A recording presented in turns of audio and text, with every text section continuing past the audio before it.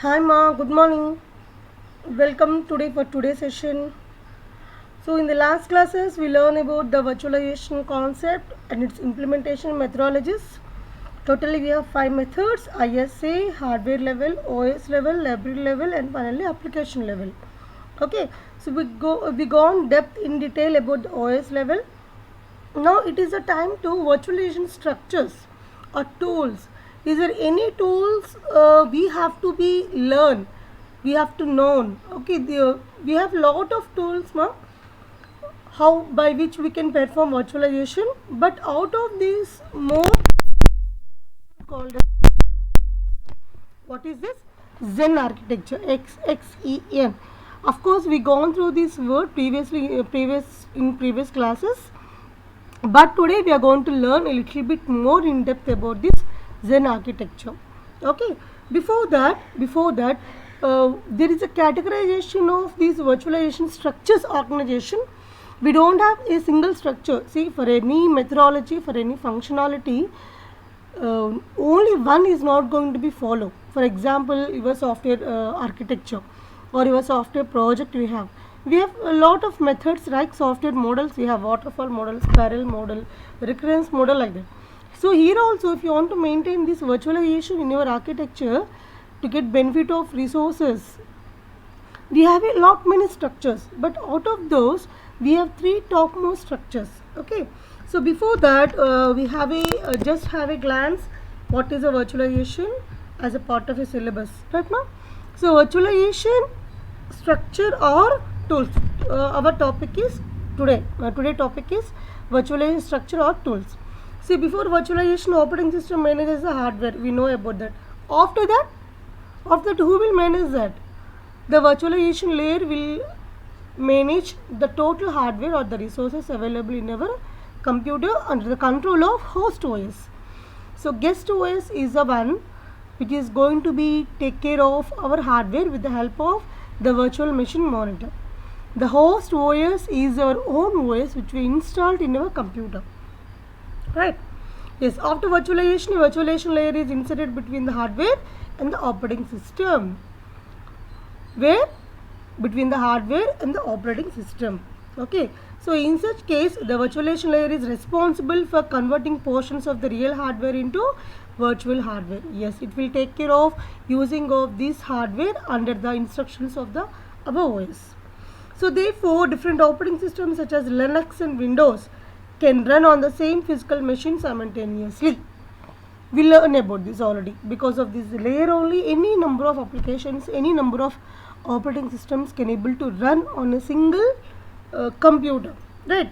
Because of this virtualization layer, because it is going to lay between the main hardware and the OS, mean it has a control on the hardware, right? So depending on the position of the virtualization layer, there are several classes of VM architectures. So where this virtualization presently, the common place for virtualization layer is between our OS and hardware.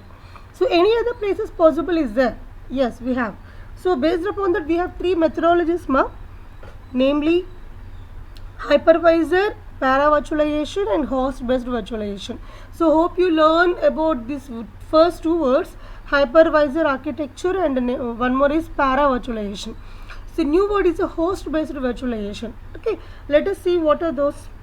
We know about the hypervisor. Who is a hypervisor, ma? Our virtual machine monitor is a hypervisor. The another name for the virtual machine monitor is a hypervisor. What is a VMM, ma? The VMM is a one which able to control all the transactions between the guest OS applications in terms of different virtual machines and our host OS and hardware. Right, ma? Right. They both perform the same virtualization operations. Who will perform the same? Somebody using the virtual machine monitor, somebody will use a hypervisor. But whatever name you have been taken, it doesn't make any difference because both are same and in operational, right? Both are same in operational. So that's what other want to convey. Coming to the first, hypervisor. Hypervisor, also known as virtual machine monitor, is a process that creates and runs virtual machines. So different virtual machine, different OSs, different applications can able to run based upon the responsibility taken by virtual machine monitor or hypervisor only. So without hypervisor there is no concept like that. A hypervisor allows one host computer to support. What the hypervisor will do, ma? Allows one host computer to support multiple guest VMs. Yes, it is the one which will take care of different guest VMs by virtually sharing its resources like memory and processing. We know about this. Okay. Generally, there are two types of hypervisors. See, two types of hypervisors. Ma. One is a type 1 and type 2. Let us see what is 0. Type 1 hypervisors called bare metal can run directly on the host hardware. So no need to change, no need to any translation between the their instructions, our instructions. So their data can able to execute directly on our hardware. That is a type 1 called as a bare metal. Okay, I mean directly we can mold this metal for any instrument or for any object. That is called as a bare metal. Type 2 hypervisors called as a hosted, run as a software layer on the operating system like other computer programs. Means it is above the operating system. It can't be treated as an operating system. Means they have to convert. We have to emulate those instructions according to our computer. Right? We can't execute their instructions directly in our computer, but we have to do some emulation. Emulation is a conversion, translation. It will take some more time because the translation needs some time, right? So we have to do two ways of translation. One is from there to our one direction, in the reverse direction from our conversion to their conversion, right? It will take difference, right? It will take time. If that is the case, it is a hosted one. The bare metal is the direct one, hosted one is our conversion only, but not their conversion. Coming to the para virtualization, it is little bit enhancement because if you take bare metal concept, if you take a direct hypervisor concept, what is the drawback with this map? See, if all the instructions have to execute based upon the translation only, then how much time it will take? Because we have different virtual machines, means we have different operating systems, right? We have different operating system, and we have different conversions, methodologies, portability issues. All these have to resolve by our virtual machine monitor. It will resolve, there is no doubt in that, but it will take time to resolve all these issues and translations, right? So if in that case more time is going to be consuming, so by that the efficiency will degrade a little bit. Okay, so para virtualization is an enhancement of virtualization technology. Okay, it is an enhancement of virtualization technology. What is that enhancement? We will see. In this, the guest operating system is modified prior to installation inside the virtual machine. See this, instead of disturbing our OS, instead of converting all the conversions, the guest OS itself, before installation, the guest OS itself is going to be modifying based upon our OS, right? Whatever OS is going to do, whatever instruction types, whatever data length it is going to be accepting by OS, all these are included as a part of a guest OS, so that there is no problem at all while executing, right? So this is done in order to allow all guest OS within the system to share resources and successfully collaborate, rather than attempt to emulate an entire hardware environment. So instead of changing all the issues, it is going to be changing in before executing only, so that the time is going to be saved.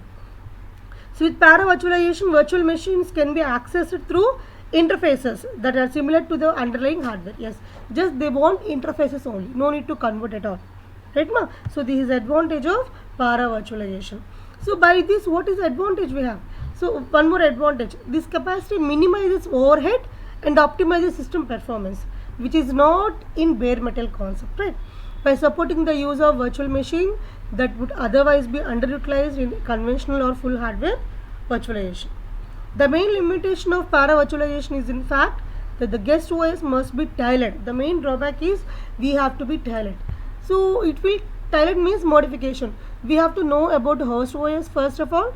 After knowing about the host OS only, we can do some modifications in the guest OS, right? Trapping is means of handling unexpected or unavailable conditions, can be time consuming. Yeah. So if there in this conversion, if something happens suddenly, what will happen ma? We have to trap, means we have to give instruction to the computer. It's a very urgent what is the trap means? Unmaskable interrupt actually.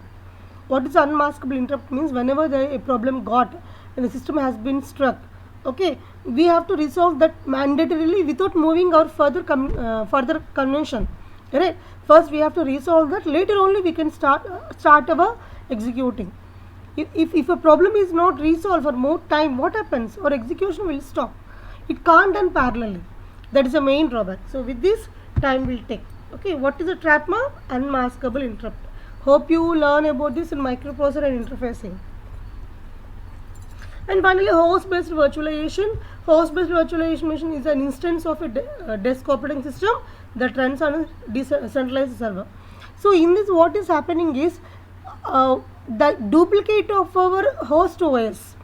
The duplicate of our host OS is running on top of the guest OS. Okay, so the guest OS is going to be changed, but after that, however the host OS is going to be doing operations, whatever the interfaces it have, they are going to be copied at the guest OS, so that the same conventions without any need of in-depth interfaces or any conventions, we can run our applications. Access and control is provided to the user by client device connected over a network. Yes, we know about this. So multiple host-based virtual machines can run on a single server. So all OSs are similar to whatever guest OSs are going to use. They are similar to the host OS only. Right? Now coming to the architecture, which you are going to learn, which I tell at the starting of our class. We are going to learn about the Zen architecture. It is one hypervisor, so which is going to layer between our hardware and the OS.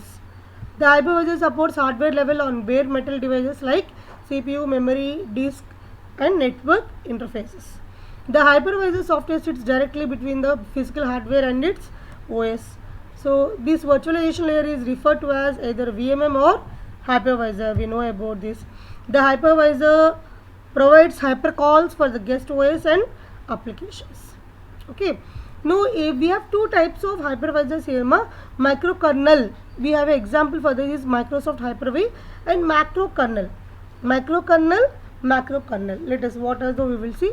Depending on the functionality, hypervisor can assume a macrokernel architecture like Microsoft Hyper-V, or it can assume a monolithic hypervisor or macro monolithic hypervisor architecture like VMware ECX for server virtualization. Now see what are those. So a macrokernel hypervisor includes only the basic or unchanging functions. Means we can't do any changes in that. Just whatever they have, we have to execute. If that is the case, it is called as a microkernel hypervisor, right? And the next one is the monolithic. We can change means. So device drivers and other changeable components are outside the hypervisor. Means those we can do modification, can't be as a part of a macrokernel, but they are part of a monolithic, right? Monolithic hypervisor implements all the aforementioned functions, including those of the device drivers. So whatever changes we need, emulation we need, we can perform this monolithic concept. Therefore, the size of the hypervisor code of macrokernel is smaller than that of a monolithic hypervisor, because there is no need to change anything, means it's a fixed one. So automatically code also very less in size. But here what we happen, we can change, we do some modifications. The code will be little bit more. So the architecture, the example architecture we want to discuss about in terms of main hypervisor is Zen architecture. What is Zen architecture, ma? It is open source hypervisor program developed by Cambridge University. It is open source hypervisor means anybody can change at any time. So what it is type macrokernel hypervisor means code can't be changed. Once it is implemented, that's it. If there is any other need, we have to be reinstalled, we have to modify later, we can do. Right? The Zen hypervisor implements all the mechanisms, leaving the policy to be handled by domain 0. Here what is happening is, as we can't change anything, whatever guest OSs are implemented or installed in our host OS, in our computer, in those one is selected based upon the preferences, based upon some properties. We don't know about that properties. One guest OS is opted as a domain 0. The domain 0 is the one which can able to control all the transactions above the virtual layer concept. Means all the applications running on the guest OSs, those can be controlled as one guest OS. That single guest OS can be called as a domain 0. If you see this figure keenly, see we have a domain 0. The other operating system also we have Xeno, Linux, Xeno, Windows. So what are those? These are all the guest domains. It is also guest domain only, but based upon the preferences, we are going to be opted one guest domain as a domain 01. So which have a control on IO devices, which have a control on memory. So in that also we can run applications, right? See, our hardware, our OSs will be here only. This is our OS. This is a hypervisor. Now the OS control is going to be taken by hypervisor, which can able to control different type of operating systems like this, which can able to run multiple applications parallelly. But out of these guest OSs, one OSs can be opted as a domain 0, which have a control, which can able to control all the transactions. The core components of a Xen system are the hypervisor, kernel and applications. So with these three main. Like other virtualization systems, many guest OSs can run on top of the hypervisor. We know about this. The guest OSs which has controllability is called as a domain 0 and others are called as a domain U. Okay, so domain 0 is a privileged guest OS of Xen. It is first loaded when Xen boots without any file system drivers being available. As I said, it is a microkernel, no need to change, it is a built-in one, all are fixed. So domain 0 is designed to access hardware directly and manage devices. How it is domain 0 is designed? Is designed to access hardware directly and manage devices. Yes. Okay. Therefore, one of the responsibilities of domain 0 is to allocate and map hardware resources. So whatever the transaction we need for the hardware, they are going to be taken care of by this domain 0 only. So domain 0 is compromised. See, whenever the domain 0 compromised means somebody is trying to change that, automatically the hacker can control the entire system. Means we should not compromise with the domain 0. We should provide a strong security to the domain 0. So whichever operating system we are going to be selecting, guest OSs or VM we are going to be selecting as a domain 0, that domain 0 should be in a secure manner. If changes has been happened in the domain 0, all the system will crash. So in the VM system, security policies are needed to improve the security of domain 0.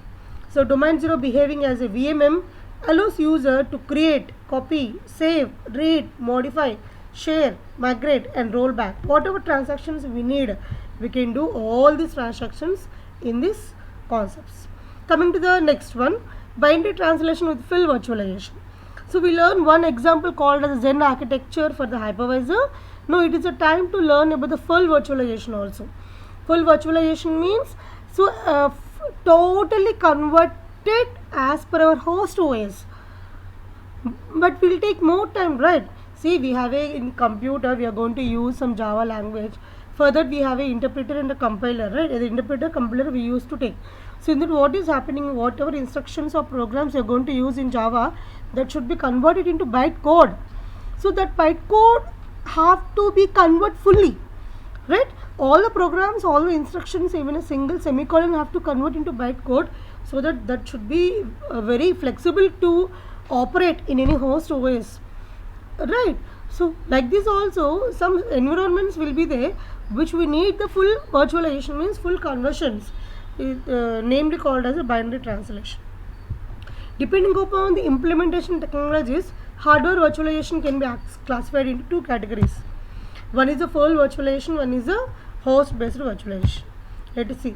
Full virtualization does not need to modify the host OS, because we are converting, right? Everything is converting and feeding to the host OS. There is no need to modify by the host OS. There is no need to take burden by the host OS, right? It relies on binary translation to and to virtualize the execution of certain sensitive non-virtualizable instructions. See, the guest OSs and their applications consist of two type of instructions. One is a critical one is a non-critical one. Critical one is a very important instructions, but we can't stop them. Non-critical, we can take some lenient and we can divert. Okay, in host based system, both host OS and guest OS are used. Yes, yes. Okay, and what is a full virtualization? A full virtualization, non-critical instructions run on the hardware directly, while critical instructions are discovered and replaced with the traps. Critical instructions are very important. They should be executed in terms of traps, that is non-maskable interrupt, while non-critical executed can be directly on hardware, right? So both hypervisor and VMM approaches are considered full virtualization. Okay, so why are only critical instructions trapped into the VM? Because they are important, right? This is binary translation can occur a large performance overhead. So we need as everything in terms of translation, it will take more time. So for that, they are going to be executed directly. Non-critical instructions do not control hardware or threaten the security of the system, but critical instructions do. So we have to take care of the critical instructions. That's it, ma. That's enough. Yeah, that is the end of this topic, ma. Next, in the next class, we learn about the second topic, that is virtualization of different devices, IO devices, memory, CPU, how it is going to be done. Right, ma? So till then, have a nice day, ma. Bye.